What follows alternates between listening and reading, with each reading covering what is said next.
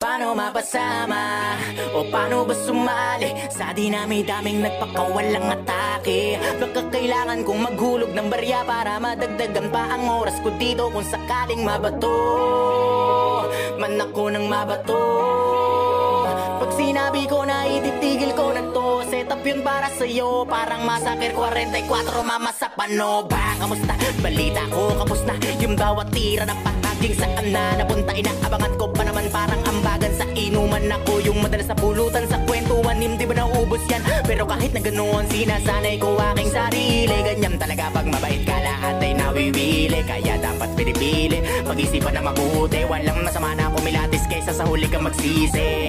Naranasan ko na rin yan, yung tipong walang pagkakataon na mapakinggan at dumating sa puntong wala na ring malapitan. Sarili ko na lang ang nagsilbi ko na sandigan. Kaya walang may karapatan para sabihin sa'kin na itigil ko na yan. Sasabihin nyo wala akong pakialam dahil nasimulan ko to nung panahong wala kayo, alam nyo yan. Di ko na kailangan pa na paliwanagan, wala na akong magagawa kung saraduhin nyo isipan. Di ko kailangan na ipilit ang sarili ko para sa inyo. Marami na kinaya ko na ako lang pumasan. Di ko pinili na lagi na magpadagan. Di ako nasanay sa maling katwiran.